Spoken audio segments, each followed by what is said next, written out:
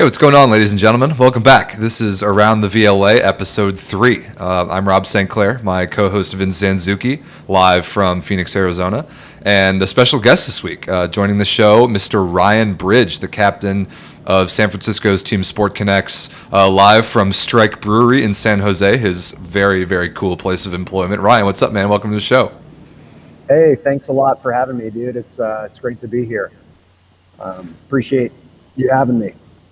Thanks. It's cool to get you on. We got to know you and your guys in a pretty sweet semifinal run at VLA Cup. It was already like a week and a half ago. It seems like we were literally just all in Indiana together. So back to normal life, you know. So we're excited to get you on the show to talk some volley.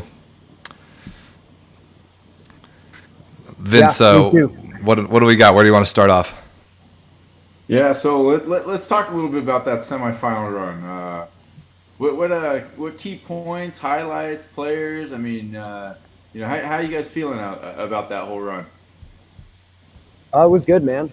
We went into the tournament seeded 8th, as you guys know. So our goal, while we wanted to win, of course, was to improve our seed for sure.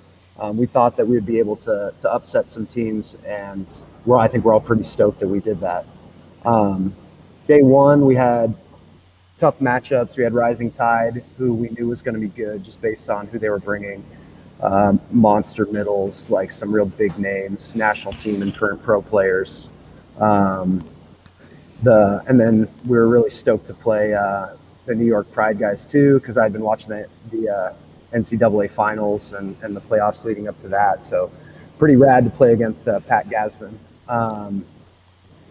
Lucky not just play against him, but beat him. Yeah. How was playing against that? I mean, him and Anastasiadis. I mean, both coming off the national championship victory and whatnot. I mean, did that affect any of the way that you guys approached that match? I mean, give you a little more incentive. I'm just curious how you guys approached the preparation of that match. I mean, pretty much every team there had a name like that. I mean, guys straight out of college, like literally a week out of college, are obviously probably training more consistently or harder than these teams. So they should be in their primes or whatever. I mean, we just really went in there trying to scrap, trying to play hard. We were going to battle every single game and win the ones we could. Game plan just kind of stayed the same. I knew it was going to rely on our serve and pass. When we're back there ripping jump serves, it's tough for the teams on the other side of the net. And when our serve receive is when we're passing well, it just makes a huge difference for running our offense. And when I'm running around less, everything seems to seems to go a little better. But. So yeah, I know you guys. You only brought 9 guys to this tournament. Was there any strategy or thought around that? How are you going to manage your level of conditioning? Or just how exhausted you were going to be? Because you're the only setter. Colin was the only opposite, and then you had just a couple options at the other positions, and you would definitely use all of them. But you played every point of the tournament, and I think so did Colin. So what was that like physically for you guys? It was definitely tough towards the end. I mean, we were feeling it in that semifinal match in the morning against Rising Tide. I mean, all we could do at that point, we've been practicing every week. We're all working out, playing beach, trying to get our conditioning up. But just the only thing we could really do is manage our recovery. We had some early morning matches, so we had to go to sleep, get plenty of hours, tons of rolling out, good amount of ibuprofen, lots of water, lots of electrolytes. And we survived. I mean, you can definitely see, in my opinion, in that Rising Tide, if we were fresh, it would have been a different game, maybe. I mean, they probably would have been fresh too. But, I mean, we were definitely feeling it with 9 guys. So playing... Let's reel it back a little bit here. I mean, we're jumping to the semifinals a little quick, but a more important matchup right here. You'll look at that screen. 7:30 Saturday, SportConX Ascension. That probably the most important match of the tournament for you guys. I mean, just like you're saying right there, coming, the West Coast time zone. Come over 7:30. That's 4:30 a.m. for you guys. Yeah. I mean, but you guys didn't You played fantastic in my opinion. I mean, just it seemed like you guys were up early every single day. Did you get used to that at all, or? Yeah, I mean, by the last day, we definitely were. I mean, when you play 2 5-set matches in a day, like you can go to sleep at any time. So we're in bed by 9 o'clock and up at, yeah, what would have been 3 o'clock our time most days. Um, but no, I mean, Saturday, every single match is important, right? Because that's just your single limb bracket, and the more you win, the higher you finish. So absolutely, each match was big that day, and now we're stoked to play against you guys. As always, Vince and I have battled a couple of times along the years in different formats, but no, it's always good to play Ascension. This was a cool one. And you're talking about the bracket, the level of importance of the matches, as stacked as this tournament was. All 11, like, absolutely incredible teams, and only 4 of them were making it to Sunday. You guys, of course, eventually being one of them. But the match that got you there, that I think really surprised the most people, was when you beat the Boston Bounce, because they were coming off a huge day where they went 2-0 to win their pool. They beat Ruckus, who ended up winning the tournament. They beat the Icemen, who won our tournament last summer. And they were coming in super hot. We're playing some great ball. And you guys not only beat them, but you beat them 3-0, and you beat them pretty comfortably. That was really impressive to me.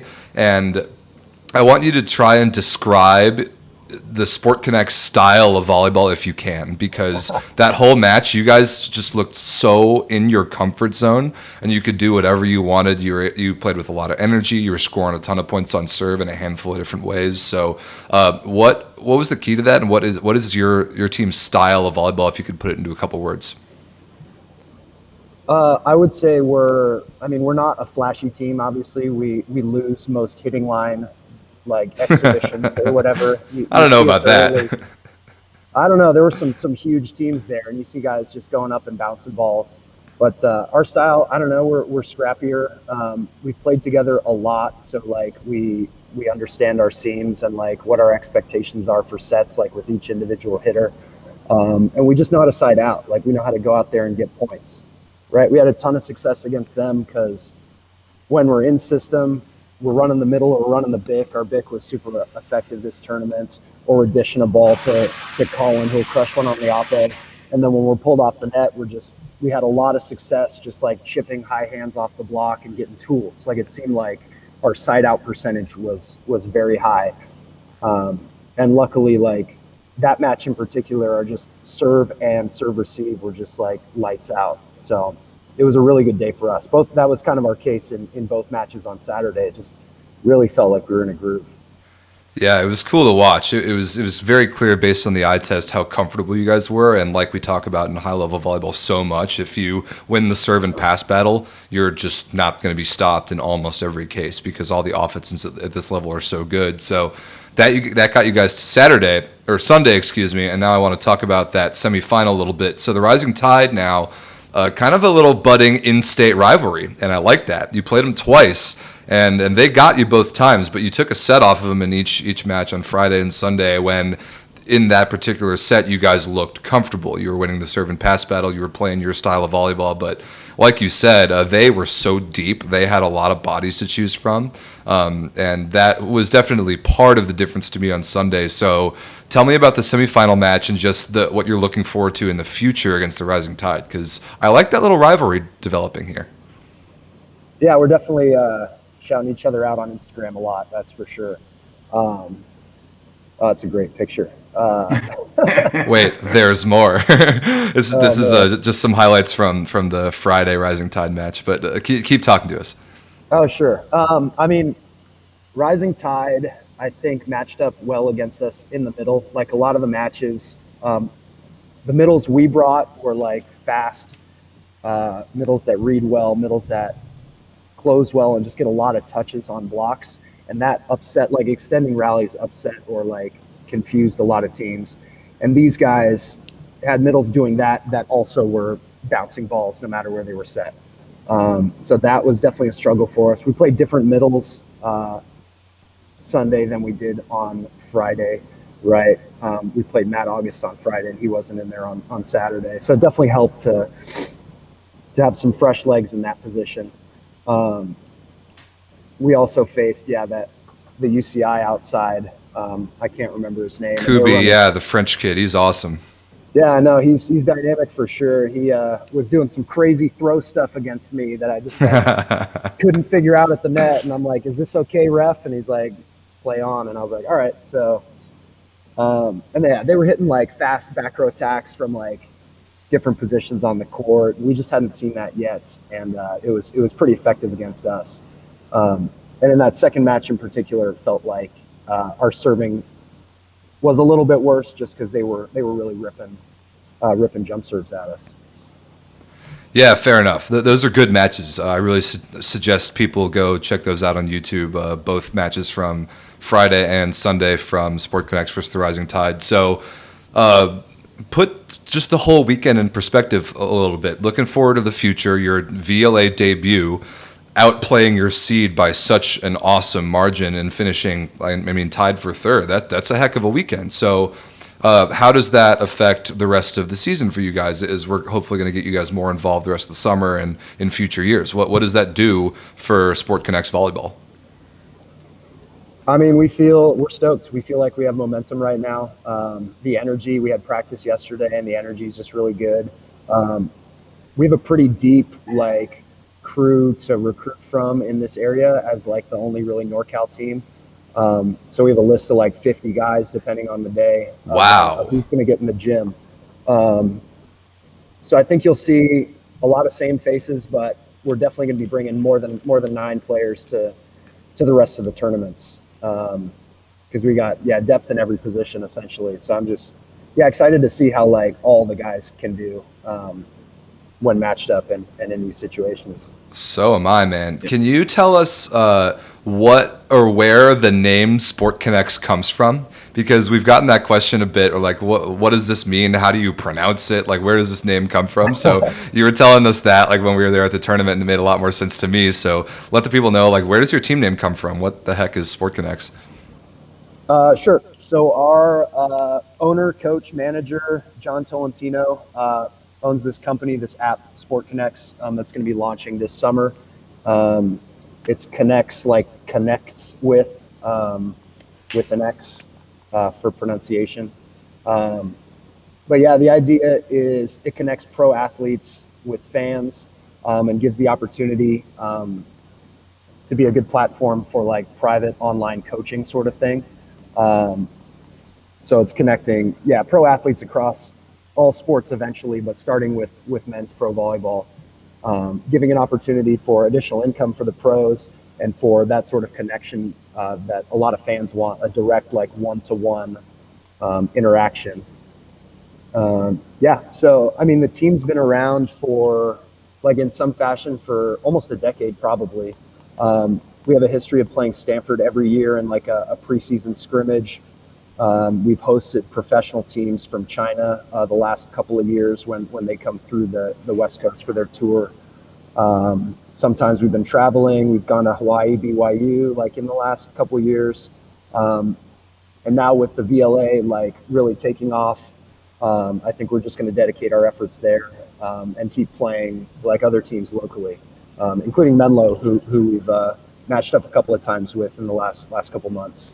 Right, yeah, you got them on the YouTube channel. That was really cool. And I'm glad you brought up Stanford, because I wanted to ask you guys, being in the Bay Area, the news coming out about Stanford all the way last summer that due to a myriad of factors, they were going to cut 11 varsity sports, including men's volleyball. And very recently, in fact, since we saw you guys in Indiana, we've learned that decision has been reversed and that the Stanford men's program is going to survive. And that was just the best news I could have possibly gotten. So tell us briefly what that means to the entire Bay Area volleyball community, as Stanford's really the only Division I program in all of Northern California, a very volleyball-rich area. What does it mean for that program to stay alive and in the fashion that it did? I mean, it's huge. Obviously, when they announced that they were cutting, we have a dozen Stanford guys on our team, or ex-Stanford guys, alumni with SportConX. So they especially were directly impacted. But as a boys coach, I coach for Beta Bay out of San Jose also, a boys club that Shout out Matt Houlihan, Ariel. Hey guys. Um, I love Matt and Ariel. I got to know them really well a couple summers ago. They're awesome. yeah, no, they're great. But Beta Bay like has a long tradition of going to see Stanford matches. Matt is the volunteer assistant there and has been for a couple of years. We have active Stanford players that once their season is over, they come and coach a summer season for Beta Bay. John Costi is the head coach of one of our teams. So we especially have like a direct connection with them. But really, with UOP leaving, whenever that was, 8 years ago, something like that. Yeah, 2013 or 14 Pacific's program was cut. That was the other Division I program in Northern California. Right. So without them, we have Santa Cruz and we have Menlo now, a strong NAIA team. But Santa Cruz is kind of over the hill and out of the immediate Bay Area. And Stanford's just so much more accessible, and just the fact that they're able to host like some of the top teams in the nation, you get to see the best players in the country come play.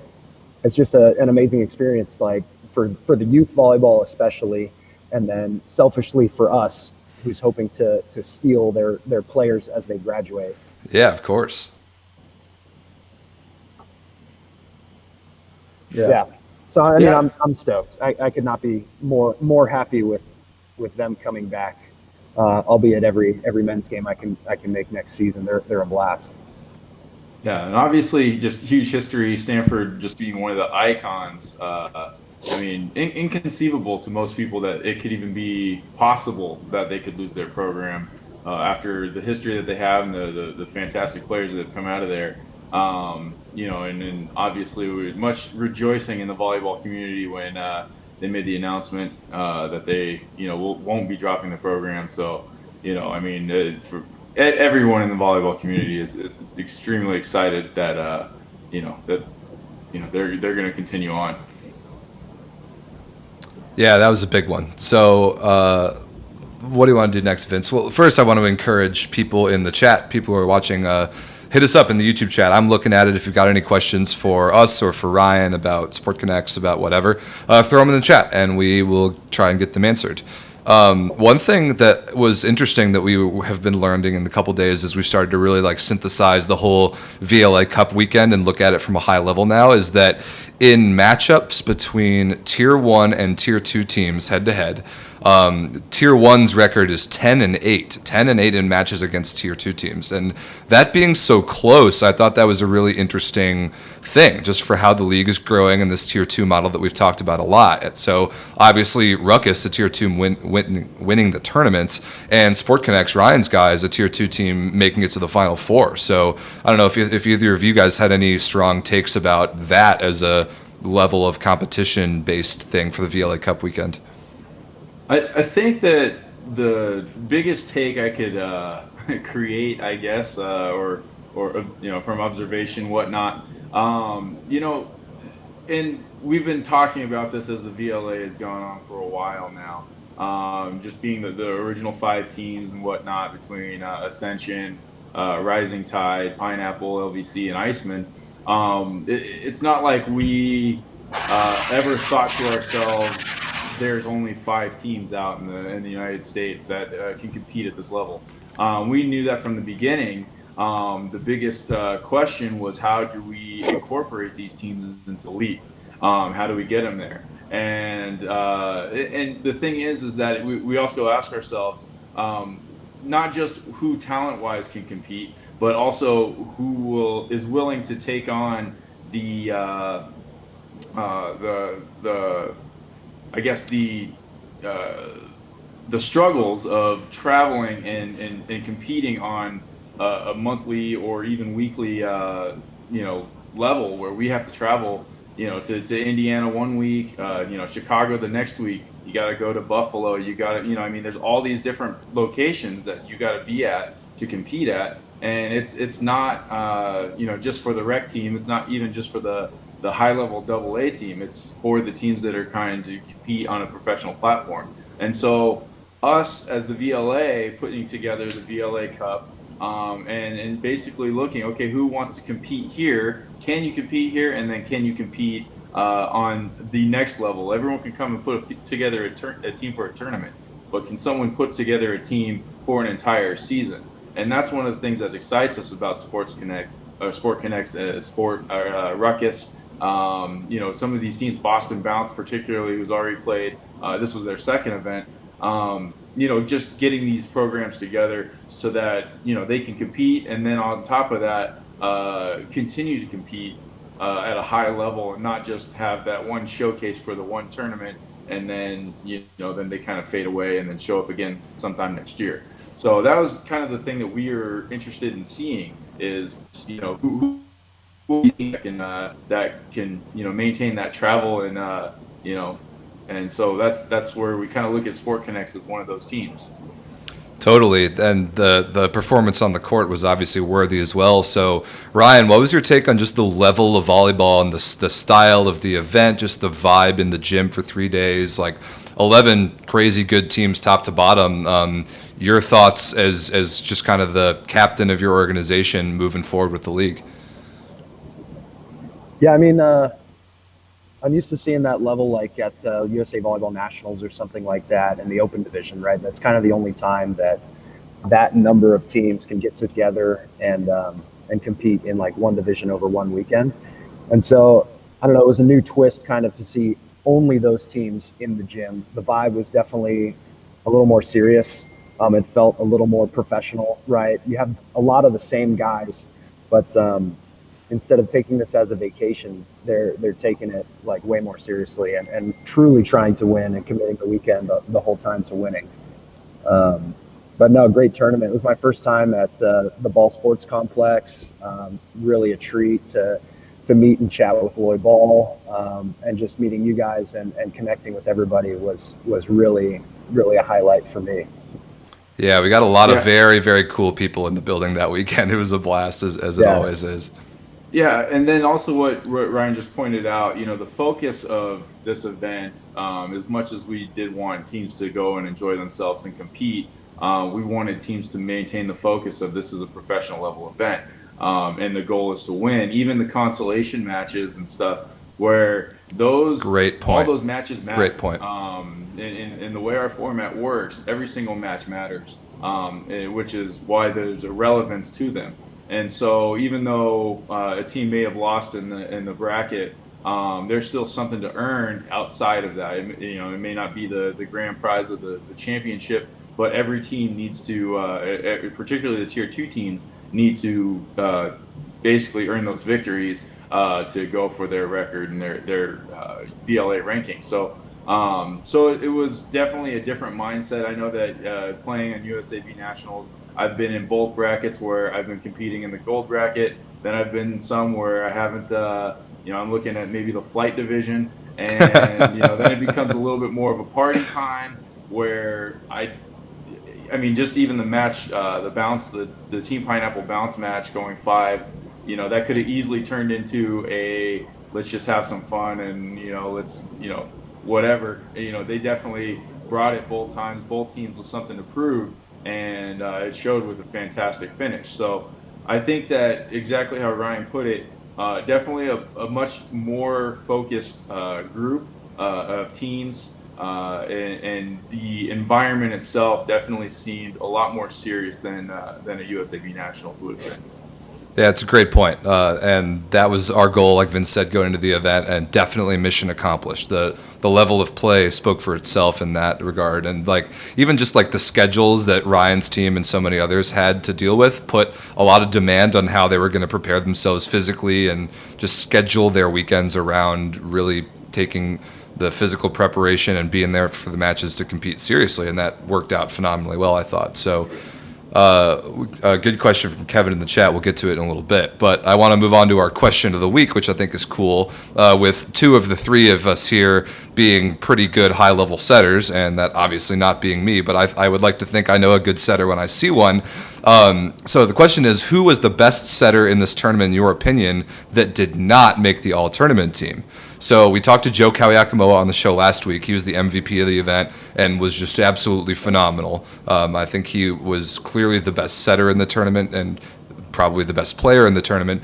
And then Sunil Thomas from the Chicago Icemen as well was absolutely unbelievable. So those 2 guys have already gotten their recognition for all tournament. But Ryan, from your perspective, playing against some of these guys, who was your favorite setter or the best setter that you played against who was not either Joe K or Sunil? I got to shout out my guy, Cameron Potts from Bounce, Beta Bay alumni. I hadn't seen him play since high school, actually. Um, he comes from my area, from San Jose, and then he went to the East Coast and just grew up, got strong, and now he was absolutely crushing it. Notably, I mean, he was connecting super well with the middles like the whole weekend. I think that's how they upset those teams on the first day. Is like, from what I heard, we were playing, but that the middle connection was unstoppable. They were just being moved around, finding them in transition, that sort of thing. And when he got back on the service line, he was absolutely like one of the toughest servers we faced that tournament. He was just back there cranking spatch ball jump serves at us that, like you guys know, are the hardest to pass, and they had a lot of pace on him. And so I think he was, a big factor in the success of that team, and he would be my pick. That's a great pick. It's funny that you brought Cameron up because the summer that I spent in the Bay Area was his 18 Zverev club, and I practiced a bunch with Beta Bay that summer and met him there. When he was just like he was an 18-year-old kid who was pretty good, pretty athletic. But when I saw him here last weekend for the Boston Bounce for the first time since then, probably the same as you, Ryan, was like, whoa, is this really the same kid that we saw like growing up in San Jose? And he was awesome. And it must have been cool for him to play against kind of you guys in his hometown team. So I like that pick a lot. Yeah. Also, I mean, I got to commentate on that first match they played against Ruckus, which was this picture here was shot. And I got to tell you, those middles were unstoppable. And the Ruckus middles are some of the best middles in the game. So to see Skylar Kaufman and was it Neil Ferraro from NYU, yeah, and both of them just completely dominated. And the thing was that it was all location by Cameron. Cameron did an awesome job finding them, and as soon as the middles and the pins would start to help on the middles, I mean, then all of a sudden he just firing that ball out to Vatrin and Ryan Love, and so I mean, and then of course he always had that dependable right side to go to. That helps. But yeah, and so I mean, he just did a fantastic job, and I agree with this pick 100%. Is that he did a great job of running that offense and doing exactly what he needed to do to earn that one seed in the bracket. Yeah, that totally agree. A couple quick questions in the chat. Where can we find the list of all tournament players?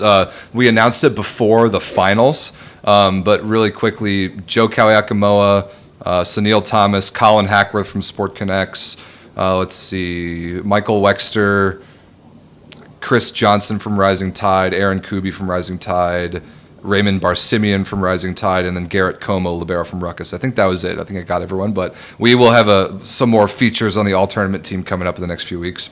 So my pick for my personal favorite setter, I thought the top setter who didn't make that all-tournament squad was the heir apparent to Mr. Loy Ball for Team Pineapple. It's Pasquale Fiducia, who I've been really impressed by the last 2, even 3 years now. Came in a couple years ago as Loy was starting to play less and less for his team, and those are obviously as big of shoes that you could possibly ask and try and fill. It's Loy freaking Ball, but Squalls is so athletic and he's so smooth and he gets the ball out so fast and he's such a difference maker in the blocking area and physical in the front row, even at only about 6'2" or 3.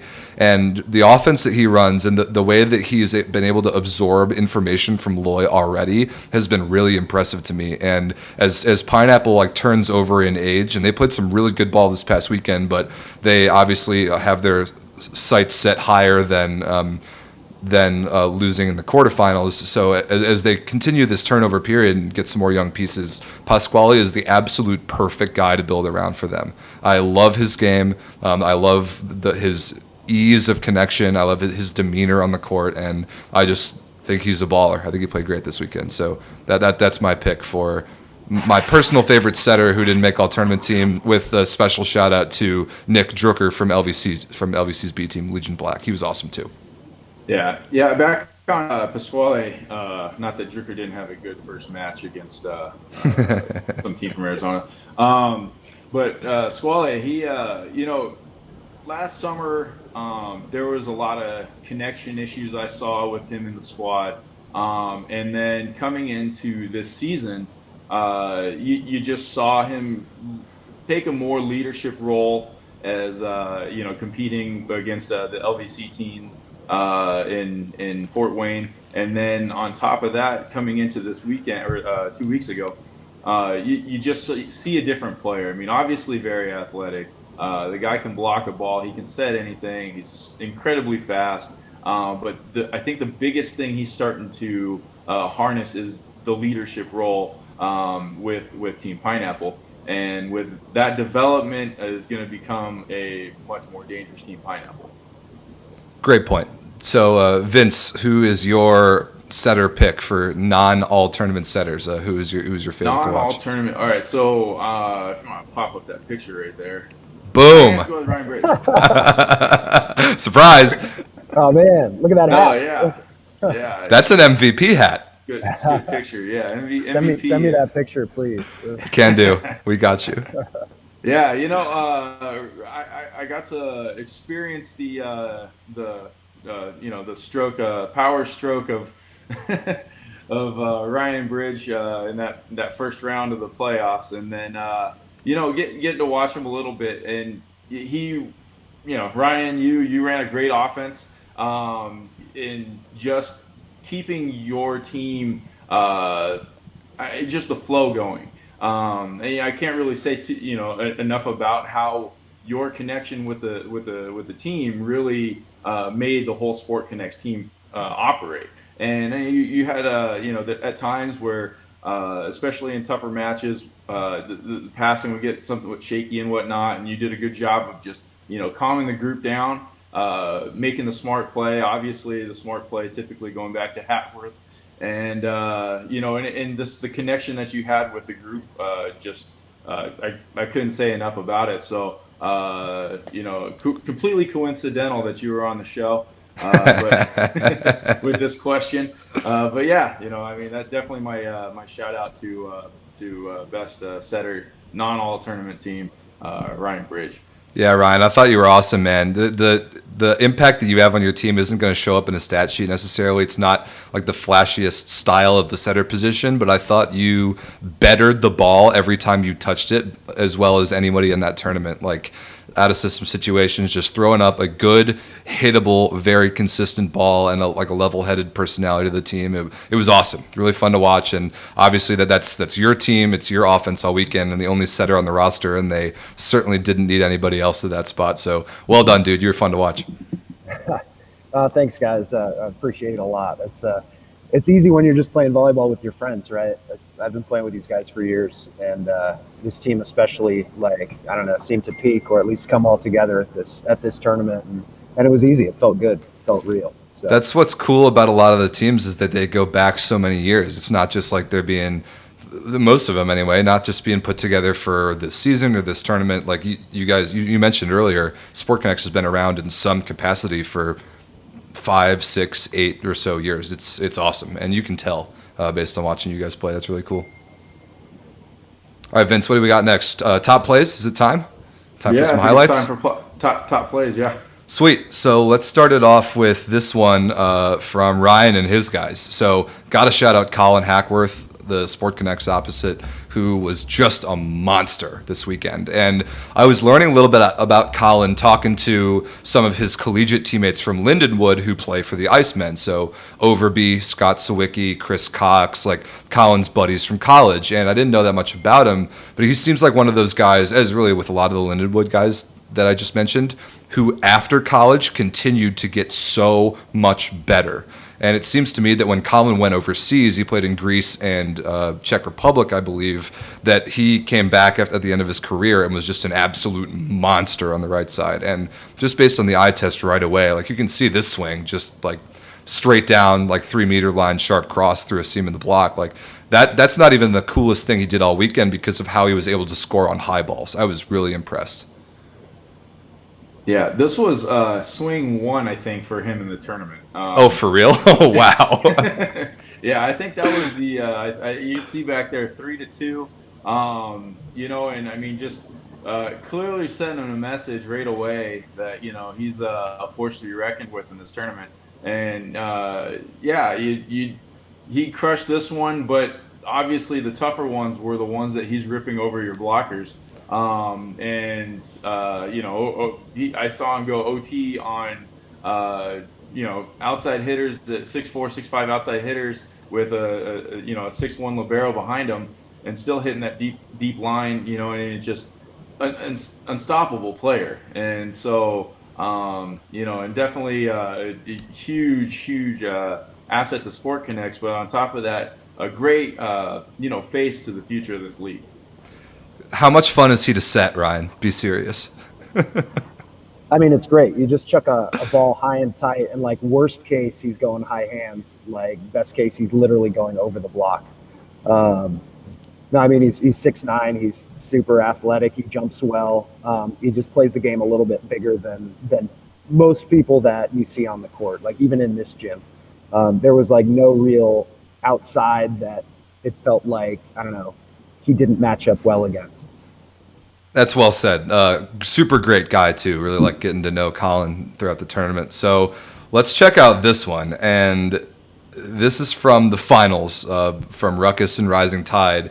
Mark Olsen, the middle from Ruckus, who we've seen him do this before, but you can check out this approach path and watch this absolute like straight down wrist away bomb all day. I love this play so much, and just like the way he lands, he turns around and just like waits for his adoration from his teammates is like the coolest celly I've ever seen. So this is a sick play. If the entire VLA is on notice. If you don't know this about the scouting report against Mark Olsen, you are going to get put on the highlight reel next. So beware. Yeah, I've set him this ball once or twice. Yes, you have. Playing when he played with Ascension. And the thing is that, he's going against, all tournament team middle blocker over there. And you got to give a shout out to Mark. There's been a lot of mentions that maybe he got snubbed with all tournament team.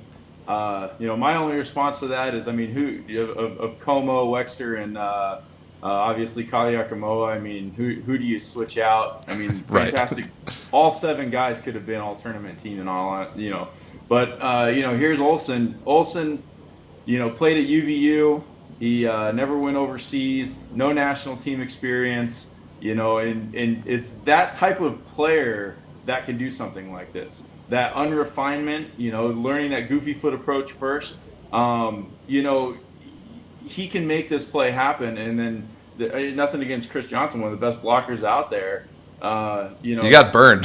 Totally. And the thing is that, no matter what, like this play isn't designed to, obviously designed to be a great highlight because it is. But it's meant to destroy the other team. It's meant to put the nail in the coffin. And because he'll burn you on that on the push, he'll burn you on the 31 all game, and it's not like he's crushing those balls. He's just chiseling, and it opens this up to where as soon as you don't respect it, that's when it happens, and that's why it works so well. And and he's gonna run this, forever, and he's gonna be successful on it about 95% of the time. And actually, yet in a match, I've yet to see him not successful on it when the error wasn't from the setter. So that's a great point. You guys, when you would run it, Vince, and like I've never seen Mark run that in the first or second set of a match. He always waits until much later to let it develop and open that up, and that's a great point. But now the whole league is on notice, and they know the scouting report, so we'll see if he's able to have that same amount of success going forward. And I really like the point that you made, and that's a good segue to Kevin's question in the chat.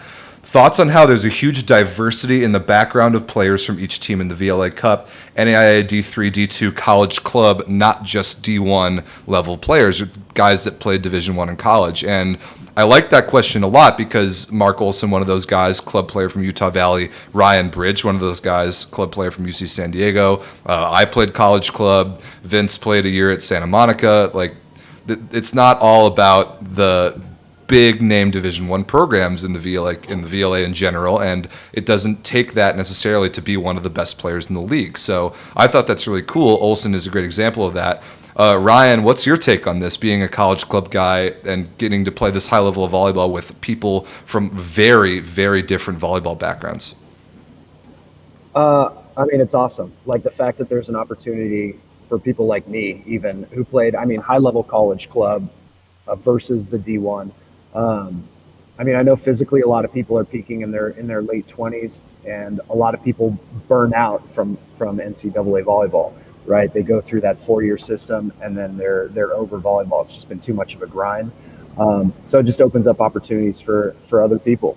I mean, a lot of people don't find themselves or find the motivation or dedication to really commit to something until they're in their 20s or late 20s or whatever. Um, so it's just a really, yeah, badass opportunity essentially, and a second chance for maybe players that didn't quite make it to the D1 level. That's a great point. Like in boys volleyball in particular, when you're coming up in high school, you might be playing other sports. You might like have start the game too late to get recruited to Division One, or you haven't like blossomed into the player that you will eventually be in the recruiting window for going to that level of college. So it is really cool to see those guys like Hackworth, for example, who plays at Lindenwood, which is a Division One MIVA school, but they aren't traditionally a powerhouse in that conference by any means. Guys like that, even who continue to get so much better even after college, that now you better believe that like if other college teams like bigger and better programs saw the Colin Hackworth of today, they would have wished they would have recruited that kid back then. So I think that's really cool. Right. And to Ryan's point there, I mean, men athletically don't really peak they're not 18, 22 and they're hitting their stride. And I mean, myself, for example, I mean, I definitely peaked last year when I beat Lloyd Ball at 37. So, it takes a little bit. But, the Awesome. other thing, too, is, I mean, I think some of these kids getting it, and nothing against D1 program. It's an opportunity of a lifetime. I never got the opportunity, but I know that I would have, been very, very happy with had I gotten that chance. I did the best I could without it. But I think that a lot of the player I became, I wasn't pigeonholed in a system for 4 years or 5 years. And not to say that some of these kids can blossom and flourish under these circumstances. Some of the kids will go in and they just know that they're got a spot on the team, and there is no chance because you got maybe a TJ DeFalco playing over you. You're never going to see the court. So I mean. Sometimes Division One isn't the right choice for you if you want to see the court. I mean, obviously you want to give yourself the best opportunity coming out of high school, but I think more so you want to develop as a player, and obviously you can learn a lot from being a practice player, but at the same time certain people develop better as a player on the court, so maybe that isn't the best fit for you. So there's a huge debate all in that, but I think the overall consensus is that the VLA is a great opportunity for players, American players, to play after college, and pretty much can make a name for themselves. I mean, for example, Mark Olsen, making a huge name for himself here in the VLA, I mean, you couldn't ask for a better storyline than coming out club college. Another one, Dave Hancock, is doing amazing things in Germany right now. College player at Purdue, and is arguably one of the top 5 middles in the VLA. So I think that just the fact that we have the opportunity and there's no discrepancies on your background, you can come in and just play the game and be the player you want to be, and that's exciting about the VLA. Love it. Very well said. One more question in the chat. Will VLA teams continue playing at USV Nationals? Yes, absolutely. But there aren't very many this year just because the event's so much smaller because of COVID and restrictions, and they've canceled some divisions, including the men's open division. So none of our Tier 1 teams are going. I do think Chicago Swede is going, playing in AA, but I don't think you can expect to see VLA teams other than that this year. Don't quote me on that though. I don't totally know, but yeah, as long as USAVs continues to be a thing, and if they continue to make it as big as the past few years, I would expect our teams to continue showing up. But I don't really know anything about the future of the event. That we're not exactly the right people to ask, I guess. Yeah, I mean the USAV. I mean, being the organization that they are, and we have a fantastic relationship with them. I mean, there's always the possibility that VLA will be involved with USAV Nationals or any other kind of USAV event, whether it's boys nationals, girls, anything like that. I mean, we like to be involved and participating, playing in front of those athletes. The potential is always there for us to work with USAV. I know that last year we intended to work with USAV to help them basically produce the open division. This year, from that perspective, we were in discussions with them about it. We were optimistic that it would work out, but then it just was more feasible for us to run the VLA Cup as opposed to going for the teams, and putting that stress on the teams to try to go from playing in Angola 1 week, flying all the way back home, and then only 10 days later flying back to Louisville. It was pretty demanding on the teams, and so we felt it was better that maybe we just focus on the VLA Cup, and then perhaps in the following years when we get more endorsements and sponsorships, we can possibly head back there to USAV Nationals. Yeah, it's a weird year. I mean, the adult nationals this year is going to be smaller than it's ever been for obvious reasons. So we'll see about the future. I think that was a pretty comprehensive answer. Ryan, one last question for you. What impact did playing college club have on you personally? And I have lots of people who have great answers on this, but your experience playing club at UCSD. I mean, it was awesome. I feel like I had as much of a well-rounded college experience as I possibly could have. I ended up being the captain for that team as well for 3 years, and helped run that program where I developed a whole bunch of skills and had a ton of fun at a more casual volleyball sort of pace, practicing twice a week, traveling more locally for tournaments. And as always, Club Nationals is one of the funnest events that's out there. By far.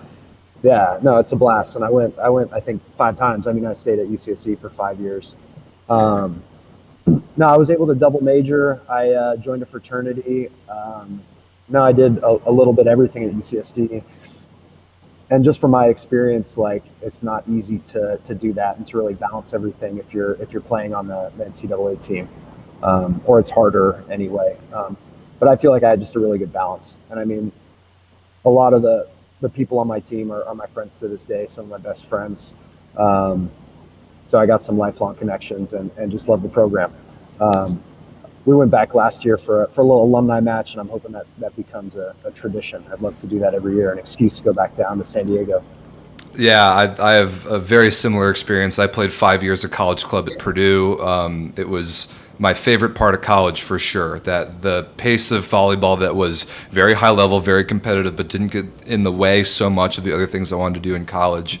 We've also been doing some alumni matches the past few years, which are always a blast getting back down there. So really recommend the college club game to any kid coming out of high school who wants to go to a certain school that might not have a Division I program or Division whatever. It's a great option. It's a great and continually growing option. Their national tournament is going to Phoenix next April, which is sick, and the VLA would very much like to be a part of that, so stay tuned for that. I think that's kind of about it for this week, boys. Vince, Ryan, anything else? Otherwise, we can get Ryan over to the sand courts, as I know you're going to play some beach after this. Yeah, no, good for me, man. Sorry, go ahead. Oh yeah, I was gonna say just last thing. Anyone watching right now, YouTube members, you guys get the opportunity to vote and choose your team representative or the team that represents on the VLA or around the VLA. So next week will be from Boston Bounce.